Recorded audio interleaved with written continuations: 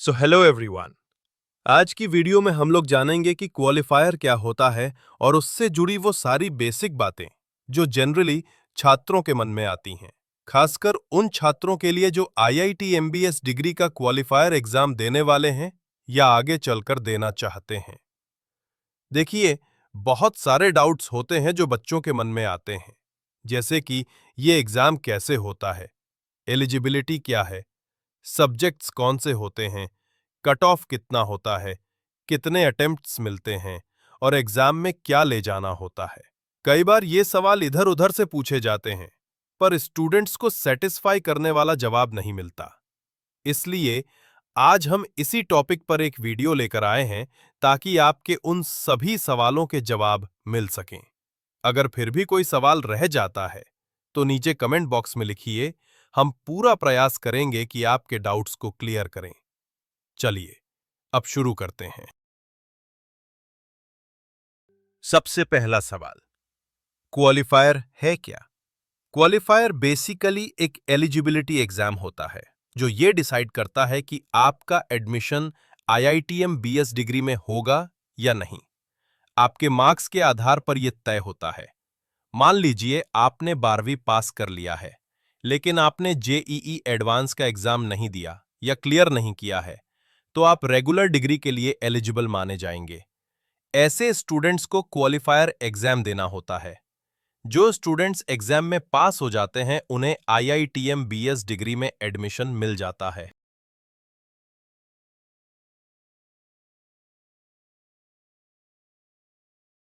JEE entry और regular entry क्या है? यह सवाल बहुत कॉमन है। जेईई एंट्री उन स्टूडेंट्स के लिए होती है जो जेईई एडवांस्ड एग्जाम के लिए एलिजिबल थे। ध्यान दीजिए, यह जरूरी नहीं कि एग्जाम क्लियर किया हो, बस एलिजिबल होना चाहिए। जैसे मान लीजिए कि जनरल कैटेगरी का कट ऑफ 94 है। अगर किसी स्टूडेंट का स्कोर 93 है तो वो जेईई एंट्री में नहीं आएगा। उसे रेगुलर एंट्री के तहत माना जाएगा और उसे क्वालिफायर एग्जाम देना पड़ेगा। जेईई एंट्री में सिर्फ वही स्टूडेंट्स आते हैं जो अपनी कैटेगरी के कट ऑफ को क्लियर करके जेईई एडवांस्ड के लिए एलिजिबल थे। बाकी सभी स्टूडेंट्स रेगुलर एंट्री के तहत आते हैं। इसका बिगेस्ट फायदा यह है कि जेईई एंट्री वाले स्टूडेंट्स को क्वालिफायर नहीं देना होता, सीधे एडमिशन मिल जाता है। क्वालिफायर में कितने सब्जेक्ट्स होते हैं? वेटेज कितना होता है? क्वालिफाइड एग्जाम में कुल 4 सब्जेक्ट्स होते हैं। मैथमेटिक्स 1, स्टैटिस्टिक्स 1, कंप्यूटेशनल थिंकिंग सीटी, इंग्लिश 1। ये वही सब्जेक्ट्स हैं जो रेगुलर स्टूडेंट्स अपने फर्स्ट टर्म में पढ़ते हैं, यानी टर्म 1 वीक 1 से 4 तक जो पढ़ाई होती है वही कंटेंट क्वालिफायर में आता है। अब बात करें वेटेज की। इंग्लिश 1 50 मार्क्स, सीटी 50 मार्क्स, मैथमेटिक्स 1 50 मार्क्स 50 अंक, स्टैटिस्टिक्स 1 40 अंक, तो कुल मिलाकर 190 अंक होते हैं। अब सवाल आता है कट ऑफ कितना चाहिए? आपको हर सब्जेक्ट में 40% से ऊपर स्कोर करना होगा, यानी 50 में से लगभग 20 से 25 मार्क्स लाने होंगे। सेफ जोन के लिए 25 मार्क्स लाना बेहतर रहेगा। अगर आप ऐसा कर लेते हैं तो एग्जाम क्लियर करने में मदद होगी।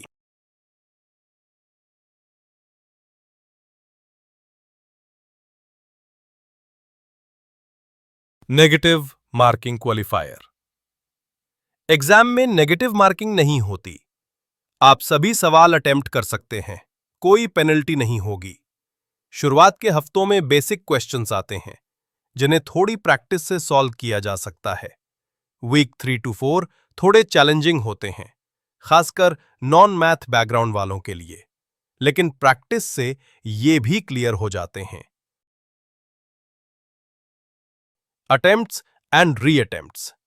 अगर आप फर्स्ट अटेम्प्ट में एग्जाम क्लियर नहीं कर पाए तो री अटेम्प्ट का ऑप्शन होता है।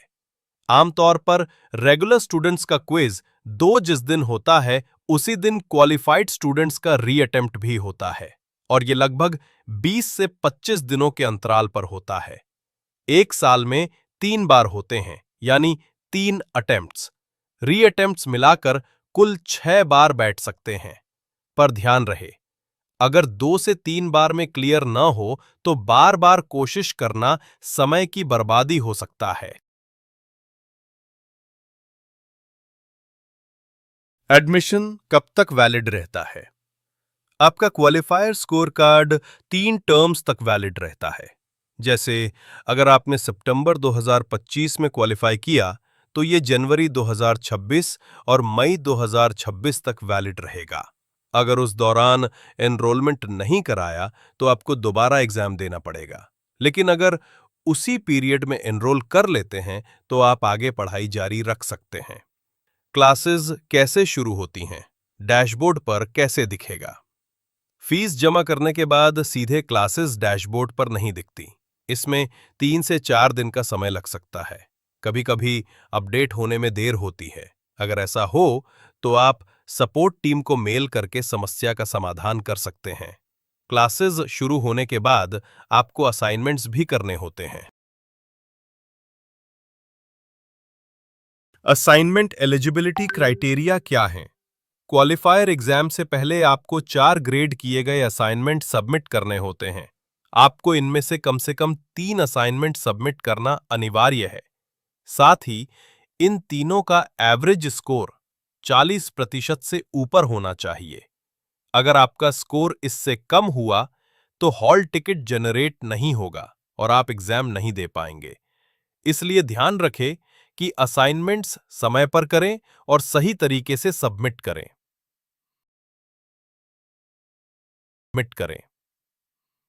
एक्स्ट्रा एक्टिविटी क्या होती है? कई बार वीक 2 और वीक 3 के बीच एक्स्ट्रा एक्टिविटी डैशबोर्ड पर दिखती है। इससे पैनिक होने की जरूरत नहीं है। ये एक्स्ट्रा एक्टिविटी सिर्फ रेगुलर स्टूडेंट्स के लिए होती है। क्वालिफाइड स्टूडेंट्स को इसे करने की जरूरत नहीं है। वीक 5 का कंटेंट कौन-कौन सबमिट करेगा? अगर आपका क्वालिफायर क्लियर हो गया और आप उसी टर्म में एनरोल करना चाहते हैं, तो वीक 5 का असाइनमेंट आपको सबमिट करना होगा। लेकिन अगर आप नेक्स्ट टर्म में एनरोलमेंट करना चाहते हैं, तो इसे स्किप कर सकते हैं। कोई दिक्कत नहीं होगी। एग्जाम सेंटर पर क्या ले जाना है? बहुत सिंपल है। आपको बस ये चीजें साथ ले जानी है। Hall ticket, admit card, government valid ID proof, hard copy, original, phone में नहीं चलेगा, pen plus extra pen, water bottle. ध्यान रखें कि सिग्नेचर और फोटो स्पष्ट दिखें। एग्जाम 4 घंटे का होता है, लेकिन आप 1.5 घंटे बाद सबमिट कर सकते हैं। जो कंफर्टेबल हो उतना समय बैठ सकते हैं। कपड़े आप अपने अनुसार पहन सकते हैं। तो दोस्तों, आज की वीडियो में हमने क्वालिफायर एग्जाम से जुड़ी हर वो बात कवर कर ली है जो आपके मन में आती है। फिर भी अगर कोई डाउट रह गया है तो नीचे कमेंट बॉक्स में लिखिए। हम आपके सवाल का जवाब देने की पूरी कोशिश करेंगे। आप एग्जाम के लिए तैयार रहिए, मेहनत कीजिए और आत्मविश्वास के साथ एग्जाम दीजिए। All the best.